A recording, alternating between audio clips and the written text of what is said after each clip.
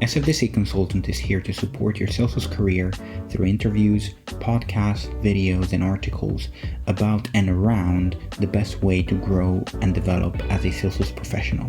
I have a list of high value and highly packed Salesforce podcast episodes with Salesforce MVP guests, Salesforce architects, consultants, directors, developers, and administrators. Continuing on a similar topic of starting a business within the Salesforce ecosystem, as some of the latest podcast episodes, today I am speaking with Paul Harris, founder and CEO of Coacto, which is a UK-based Salesforce consultancy. I was looking forward to share this conversation, as on top of the advice that Paul has shared, he also has an interesting and resonating story about how he was able to work with offshore partners to support the start and the growth of his consultancy. And now, enjoy my conversation with Paul Harris. I'm Paul Harris from Coacto. I'm the founder and owner of the company we set up in 2016, but there's a little bit of a journey that got me to that point. I started out as a developer years and years ago, longer than I care to remember, in fact. But I was first introduced to Salesforce, I think back in 2002. So I've been working in the ecosystem for quite some time. And at that stage, away from coding and developing software to selling it, ultimately, I took a few hops through pre-sales and various other roles to get to being a channel manager or a channel director for an American software company. And they heard about this great technology on the West Coast, and the sales director said, yeah, we've got to have this Salesforce product. It looks amazing. And the rollout was, here's your license, here's your login. Okay, and next week I want all of your reports from Salesforce. I want everything just documented so I can get access to it. And given I had that software development background, I was able to sort of take that fairly embryonic platform as it was back in 2002. I mean, it's changed unbelievably over the intervening years. But I took that platform and managing all the international channels. So I basically had the world minus America minus the UK. So that's for South America, Asia, Europe, Australia. So I had a lot of people to deal with, and I configured the system to allow me to create the relationships and capture those relationships, capture the information I needed to manage and track what I did. And I found it hugely liberating to be able to put all this information in one place, to link it together, and to find a tool that really helped me doing my job. And so, my first introduction to it was as a user, and there's somebody that then had to provide information, to the directors of the business about my performance, the performance of my channels, and so on. So that was a really engaging experience. And I'd had hankerings to set up my own business for a while, and as luck could have it, I crossed paths with somebody I worked with, and they said, I've got this great idea, we're going to start a business, we're going to do this. I said, okay. So I left my software job to start a new company. And one of the key things that I brought with me was Salesforce, this idea that we could create a central place for managing the core business processes and the core data of the business. And we ran that company for about 7 or 8 years. We got to probably 6 or 7 million pounds in size. And we did some really innovative things with the platform at that stage. We used it to manage all of our customers, to distribute documents, to manage registrations. We integrated it with mid-office systems and back-office systems. We did a lot of stuff looking back. And some of it was very challenging because those kind of concepts didn't really exist as core parts of the platform. But when that business was running me, and rather than me running it, I stepped away from that and thought, I really need to explore this great idea of becoming a Salesforce consultant. Because I thought, I understand technology, I understand commercials, I really like working and engaging with people. I've probably got some of the qualities to become a consultant. So I set out as an independent back in 2011 and struck out, as many people do, found my first customers, worked on some projects, and one of my very first projects was a project where at least 2 consultancies had been in there previously, and they'd made a right old hash of this org. I mean, I'd never seen an org since in such a mess as this particular org. They had written workflows in Apex, and they'd done all sorts of stuff that just isn't best practice. So I had to sort of pivot around that system. I couldn't start from scratch because there wasn't enough time, and I was on my own at that stage. And so I just managed to really gain the trust of the directors and said, look, I understand your problem, I understand your pain, I can visualize what you need, mapped out how I was going to do it. And then they let me loose for 2 or 3 months while I, reconfigured the system whilst they were using the system to manage all of these events and weddings bookings. And I really got a taste for the Salesforce consulting world and felt that this was probably going to be my vocation. And I worked for a few customers, indeed also a few consultancies, who then tried to hire me. And eventually I was seduced to go perm for one of these companies. And it was great. Had a great learning experience there working alongside other people. Because when you're on your own, it's a very different experience to working with others. But I think that really sowed the seeds for me working in a consultancy rather than working as an individual. That company was then acquired. The experience changed because they weren't a Salesforce Consultancy. They were a managed services provider. And ultimately, they decided to move away from Salesforce, at which point I think I had all of the tools in my kit bag. And then I kind of decided I was going to set up on my own. So the idea of Coacto was born early in 2016 when I thought, right, I've got everything I need now. I've got the understanding from a technical perspective, from a commercial perspective. I understand how consultancies operate. I want to create my own consultancy so that I can set the tone for the direction of the company, the projects we engage with, the technology we use.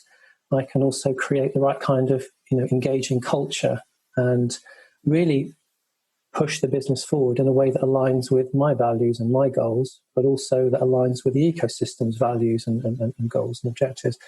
And that's what I did. And we celebrated our 4th birthday just a week or so ago. And, it feels really good. It feels really positive. I think I made the right choice. And I've met some great people along the way and learned a ton of stuff as well.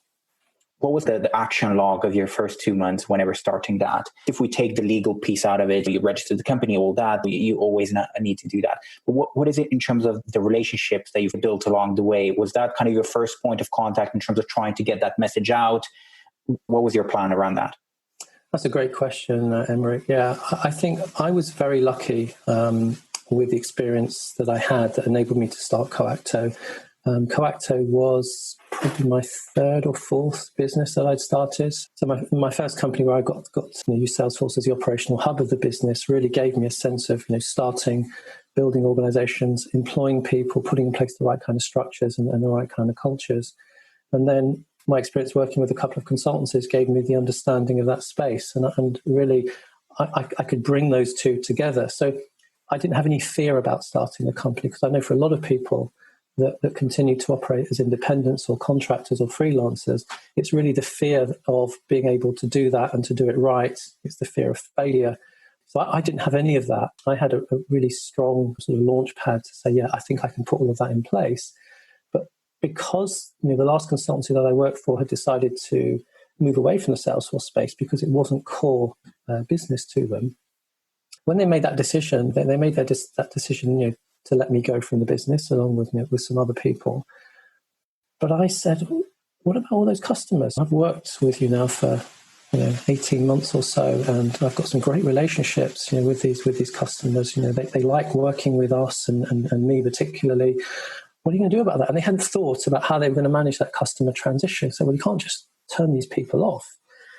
So I said, well, look, I'm happy to move on. I don't have an issue with moving on. And in fact, I was ready to move on anyway, I think, given some of the challenges I'd had within that organization. And so I said, well, look, let's negotiate where I can take all of those customers from you. So that solves a whole bunch of problems. You don't have to speak to them other than saying, Paul's now going to be taking this over. And so as part of that transition out of that organization into Coacto, my action log, as you refer to it, was really to manage the transition of those customers from one organization to another organization. So it wasn't a jump start. I wasn't starting from cold. I had a really good set of customers that I'd worked with. I even had a couple of projects that were ongoing. And in particular, there was one very, very large project with a blue chip pharmacy company that I'd been discussing a potential implementation with. And that project was 300 to 400 days, if I recall. So, to have that kind of opportunity when you're just starting out is tremendous because, yes, you're taking that leap of faith and you're thinking, well, can I really, as a new company, deliver a big project that would typically involve a platinum partner within the confines of a new consultancy? That at that stage was just me. So in the very early weeks of Coacto, I had to put in place an infrastructure that enabled me to support the customers that I was bringing with me, plus the prospect of starting this new, very, very large project, because they'd made it very clear that they'd bought into me and they had really appreciated the investment that I'd made with them in understanding their business, understanding their challenges, but also trying to give them an outlined solution to their problems that gave them the confidence to say, well, yeah, we know we should be going probably with a platinum partner, but actually you understand us, we like you, you've got the understanding in this particular space, we're going to go with you. And that you talked about that moment where you feel really proud about looking back. And I feel really proud about being able to have managed that process, but really importantly about the fact that somebody trusted me to do that. This was a line of business critical system that managed the drug procurement for a major pharmacy company. And I was a little twitchy occasionally thinking, can I do this? Can I really do this? Can I get the right team to do this? But then I realized that, sometimes you just have to grasp the nettle and you have to put your fears behind you. You have to mitigate for those fears and mitigate for any things that might throw you off course. But, if you're not in that zone where you've got some kind of butterflies or some kind of fear, then you're not pushing yourself. You're not learning. You're not growing in a way maybe that you might need to. And it's not for everybody putting themselves in that kind of situation. So the first 2 months, and I had another customer as well that was, it was probably a 50-day project. And so I had these two huge opportunities as well as a warm customer base. So my actions around that were really trying to, how can I put this infrastructure in place to support that and manage that and grow that and be successful, but ultimately make sure that there's enough revenue coming in to pay everybody that's going to be working on this and also to pay myself so that, I can keep a roof over my head. So you're dealing with lots of different things. It's not just about the business. It's about your personal success. It's about the success of your family that's around you. And it's also about your reputation. And so I felt like a juggler. I had lots of balls in the air at one time. And there were times when I didn't know how I was going to move forward, but I trusted in my instinct and I did enough planning and thinking to make sure that at the very least I had a plan. It may not have been the right plan at the time, but it was a plan that I could then modify and adapt. And at the peak of that pharmacy project, we had around 15 people working through the company. So within probably 6 months, I had 15 people that I was responsible for to deliver that project. And that was just a tremendous feeling, but it was also, I had a great sense of gratitude for being able to be in the situation where I started a consultancy with that project, with that existing customer base, because that gave me a great start to building and growing Coacto over the next 4 years. That makes sense. And you did mention a few things there, which I will have to follow up on. I think there are some brilliant points in there. The idea of using your existing network or your existing situation as an advantage is, of course, the way to go. Either stick into the same products or platform that you've used before in case you've implemented App Exchange products, or of course, in your case, it was a different situation where your current, or at that point, the company was basically trying to ditch the Salesforce offerings because they were not part of their portfolio. The other thing I was going to hone on is scalability in terms of staff. It's quite difficult to scale right now, I think, in case you don't have a heavy budget behind you, so you can overpay in a way. So you have that challenge. I guess 4 years ago is more difficult. So I would really want to get an insight from you in terms of what was your strategy around that. Did you go on the route of recruitment agencies? Did you get some of the colleagues that you previously worked with? I think in this space, resourcing is always a challenge. And certainly in the last few years, there's just been a chain of people moving from organization to organization, really, which has fueled pay increases, which means, partners are just effectively borrowing talent from another partner in order to resource their own projects. It just creates a circle. So that just also creates a shortage. And I recognized that when I started the company and thinking about how can I effectively resource, particularly this very large project, as well as some of the other projects that they might potentially kick off. And for me, it was really about trying to look at things flexibly and potentially innovatively, so that I didn't get myself into the trap of just hiring people that might just stay for 3 months, 4 months and decide they wanted to be paid more money and they'd move on to somebody else. I didn't want to fuel that cycle. I think that was clear. But a number of things came out of that. Yes, I leveraged my existing network because I've worked with a lot of people. So you reach out to people to see if anybody is looking for a change, they want to do some additional work. I reached out to recruitment agencies, and I also reached out to outsourcing companies as well, because the pharmacy company made it very clear in the early stages of the project or the discussions for the project, this is before we signed on the dotted line, that they wanted to make sure that we as an organization could scale to meet their needs. And so whilst, in the early days of the project, it was just a handful of people. There was, we had an architect, a couple of business analysts working on it. But once we got into full-blown development, we'd require, obviously the developers, the QA, and everything else, and PM that goes with that. And I was open with them in terms of where I was. They knew I just started the company. But for them, they had, because of various reasons which I won't go into, they had some budget constraints, and they asked me to use an outsourcing company. So I looked around, did a survey of the market to see who was out there, where they were geographically located, what kinds of skills they had, so on and so forth.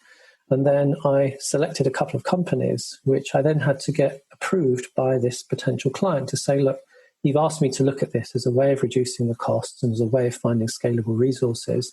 Are you okay with working with either one of these companies? This is my shortlist. So they did some due diligence. They approved one of those companies. And so we then signed an agreement between Coacto and that organization, which then gave us access to project managers, analysts, developers, QA, test engineers, and architects, and a variety of people that could then resource this project. But they were offshore.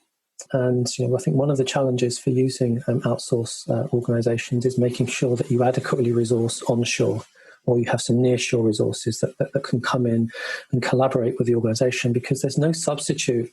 I know we were talking about remote working earlier. There's no substitute for actually sitting down in front of people. Now, I know that's a real challenge right now, and the industry as a whole has taken the approach of, particularly with events, there's going to be no face-to-face for a while. And I accept that, and I think that's the right choice. But that presents some challenges. And for us, it didn't present those kinds of challenges at the time, but it did present some other challenges in that we couldn't just fly over 15 people from the outsourced company and put them on the client's site. And actually, they didn't want that. They didn't have the space. They didn't want the responsibility of having those people on site delivering the project. They wanted the coordination and management to be done through us. So I set up an onshore structure, which I was overseeing the project. I mean, I wore a number of hats in that project, from BA to PM to architect to engagement manager, and for a whole variety of things. But I had made it clear to them that I wanted to have distinct roles and responsibilities in the project that would enable me to deliver that. So we got a project manager, which I hired in from another Salesforce consultancy. I hired in an architect from another consultancy, and I had a couple of resources internally at that stage that I could use, including myself. So that formed the core onshore team, and we defined the roles and responsibilities that enabled us to deliver and liaise with the client locally, but to manage the bulk of the delivery using the offshore resources. So the offshore resources did engage with the client, but everything was done through that team structure that we set up. And that really gave me, I guess, a framework for how I could potentially scale and grow the business moving forward. I'm in discussions with a couple of companies at the moment for some significant projects. And if I win those projects, if I need 5 analysts tomorrow, it's going to take me 3 months, 6 months maybe to hire 5 analysts. And I know, in fact, there's a very large financial services company locally that has been trying to hire a team of people since the beginning of the year. And it's taken them until this point to complete the hiring of that team. But they wanted a lot of permanent people. They've only managed to get a set of permanent people, but largely freelancers and contractors who want that flexibility. But they've also interested and engaged with an offshore organization that has around 70 or 80 people engaged. This is a very, very large project. So there are lots of challenges in trying to get that resourcing structure right. So for me, I think moving forward, and as we've done in a number of our projects, it's a mix of using UK-based resources, either those that work for Coacto, and we have a number of those. It's about being able to flex and use other resources that exist in the UK. And where we need to scale quickly, there are many outsource organizations that can provide those resources, usually at a fairly short notice and reasonably competitive rates that take away some or mitigate some of the risk of having that offshore relationship, because lots of people have had challenging experiences with offshore companies. Except that I've had quite a bit of experience working with that in the past. And so you just need to put the right kind of structures in place and make sure you've got the right team structure, the right process, the right monitoring structure, and the right checks and balances and KPIs in place in order to make that a success. So that's probably rather a long answer to your question, but I think it's an interesting one because we're still very challenged in the Salesforce space with resourcing. And one of the other things I decided to do was to try to bring in new people into the ecosystem. So, the people I've hired over the last sort of 18 months or so have all been new to the ecosystem. I hired somebody that had done a lot in managed services, was a project manager, understood IT, architecture and infrastructure really well, very bright guy, had no Salesforce expertise, but he had a lot of experience, he had a lot of common sense, and he had the right attitude. And so I brought him in. He got his admin certification a few months ago, and he's absolutely flying with the opportunity that we've been able to give to him. My marketing person, I hired a new marketing person just a few weeks ago, which was interesting during lockdown, trying to do all of that remotely. But they have no experience of working in a Salesforce space. But I find bringing people in enables you to bring in new blood, new ideas, fresh thinking, which we can then integrate into the ecosystem as a way of helping that to grow organically and then to have some fresh approaches, deal with these challenges in a different way. So I think there's a lot of issues with resourcing that you can face when growing a consultancy, but I think you just have to step back and look at where you're going to get those resources from, what your hiring policy is going to be, what's important to you when you're choosing who to hire. Are you hiring for experience or are you hiring for certifications and a whole bunch of things in between? It's definitely a challenge. If you could shed probably some advice on things to look out for or look for whenever choosing an outsourcing organization, probably an offshore organization, because I have heard that it's quite common, and even the bigger platinum consulting companies here in UK, they have an offshore base where they push the actual development. So they may have developers in other countries, and they keep the consultants, the BAs on premise. I was probably quite fortunate in that, prior to my experience with Salesforce, I'd had some experience of working with some offshore organizations. So one of the companies I worked for previously, an American software company, and they decided to outsource their development, this was years and years ago, to Bulgaria. They found a great little company that had lots of very smart people. And as part of my role, because I was geographically closer to Bulgaria than the folks in the States, I took on the responsibility of managing that relationship and working with the development managers who were based out on the West Coast to almost provide a channel and a liaison. So I got some very early experience of how to set up the right kind of structures, the right kind of procedures and processes to manage an effective offshore development, which for many people they don't have, and this is a new thing for many people. It's about getting the right kind of skills because there's a shortage. It's also about mitigating risk of overruns and costs and so on, and providing the ability to scale. So I think the kind of advice I would have, firstly is choose very carefully. Don't rush into an engagement with somebody because they are offering to do free development services on a regular basis for you. And I probably get contacted by 5 or 6 organizations every week asking me to outsource my Salesforce development to them. And I respond to every one of them, I file them. But I think it's really about making the right kind of choices, understanding what it is you want from that organization and understanding how that's going to work from a project and a delivery perspective. So for us, one of the things we defined very early on in the organization was we defined a process that we work to when undertaking any project, big or small.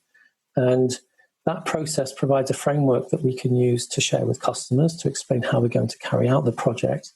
But for the pharmacy organization, for example, it enabled us to engage with that offshore organization to say, this is our process. These are the things that we do at each stage. There's 5 key stages of that process. And these are things we do at each of these 5 stages. And in that document, these are the things that we're expecting you to do. And so there's a clear understanding of what that engagement model is and what the expectations are. So I think if you set the right kind of expectations early, then you stand a much greater chance of working with an organization like that effectively. And again, I was lucky to leverage that historical experience I had with the Bulgarian team. But I was also, lucky to leverage experience with an organization where I worked with another offshore team, and it was super, super challenging. My suspicions are that the people that were supposedly certified that had all this experience didn't have all of this experience. The language was a barrier, communication was a barrier, and often you'd say, we provide some user stories and say, these are user stories. Go through the user stories, understand the user stories, come back with any questions in terms of any gaps in your understanding, and then we'll outline and get the clarification we need, and we'll then design the solution. And often those folks just say, yeah, I get that, I understand that. and then they go straight away and implement it, but they'd implement something that was different to what was in the requirements, so there wasn't that kind of understanding. So also with that experience, I made sure that we built in checks and balances in the process to make sure that we engaged with them regularly enough so that we could build that understanding. Because in some cultures, and I've travelled and worked all over Europe, I've worked in the States, we may speak the same language sometimes, even in the US, but there is definitely often a communication disconnect just from the words that we use and how we string them together. And so if you're dealing with somebody that's coming from a country where English isn't their native language, that makes it more challenging. So coming back to sort of that process framework, we put this process framework in place, and then we put mechanisms in place to have all the checks and balances to make sure that the deliverables that were required at all of those stages had the appropriate checks and balances. And so that might be clarifying the requirements, having an analysis meeting to make sure that we all understand it, having a solution architecture meeting to go through the overall solution so that we've got something mapped out on both sides, onshore and offshore. And then we have regular meetings to make sure that as we proceed through the implementation, we get those regular sprint reviews, internal sprint reviews, not customer sprint reviews, to make sure that everything is in place and as expected. And yes, things go off-piste occasionally, but I think largely with the right kind of control and the right kind of project management, you can keep things on track. And we've, where we've used those offshore services, it's worked very well for us. But I think if I had to give some advice, I'd say have a process, make sure you have the right kind of deliverables in place, you set the right kind of expectations, you recognise that whilst some people may speak English, they may not always understand English. Make sure you have a project manager on both sides, and make sure you have testing on both sides. So whilst the offshore organisation may do the testing, you better make sure that you do the testing back onshore as well, so that you've got two levels of validation. Because one of the things I found with that company, this was pre-Salesforce, that didn't work out very well, was they say they tested it, we pass it back to the customer, assuming that everything had been tested. It probably had been tested, but it didn't meet the requirements. And so you then create a disconnect with the customer, you start to lose faith, and they start to lose faith and integrity in you. And of course, once that starts to happen, it's very much harder to win it back. It's better to keep it at a really strong level of engagement. So I applied all of those things really. So those would be my takeaways. And if I had to pick one of those things out, I think the most important would be a project manager on both sides. You need to have a project manager on both sides that's liaising with the local team, that's liaising with the onshore team, and the two project managers come together to engage and make sure that everything is aligned to everybody's expectations. Interview your outsourcers. Not only check their certifications, maybe take some references, maybe get them to run a pilot project. Or if you haven't got the time and energy to run a pilot project, create a set of requirements and then give it to them and expect them, saying the following day, to come back and describe the solution architecture to. How would you design and implement a solution to meet those requirements? So test them out. They can be very, very effective, but it does require probably much closer management than you would if you were just running a project entirely onshore where everybody is all in the same room. You've done something similar in the past where you took a business to a few £1 million worth of revenue or value.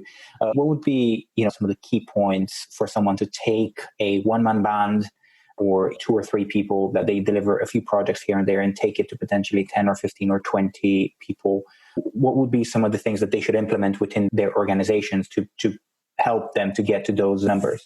Firstly, I would say that a consultancy and growing a consultancy is not for everybody. I mean, there are some people that work best as individuals, on a freelance and a contract basis, as part of an existing team.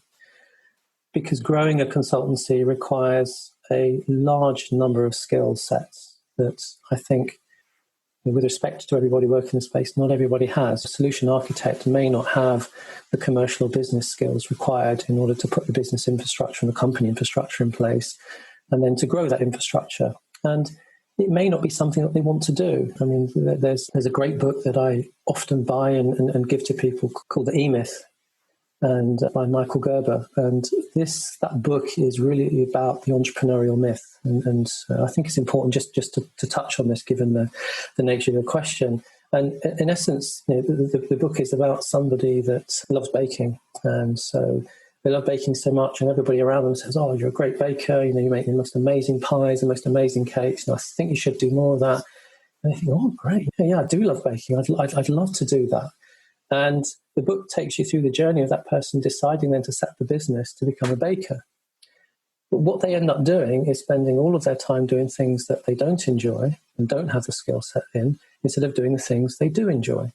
So that can be a challenge with setting up an organization as well, because you can find yourself involved with, one minute you're running payroll, the next minute you're looking at a marketing strategy, the next minute you are signing off a VAT return, the next minute you're looking at the criteria for hiring your next BA, and you're moving from one thing to another. And that doesn't suit everybody. So it's really about understanding if you want to do that and if you think you have the right skills to do that.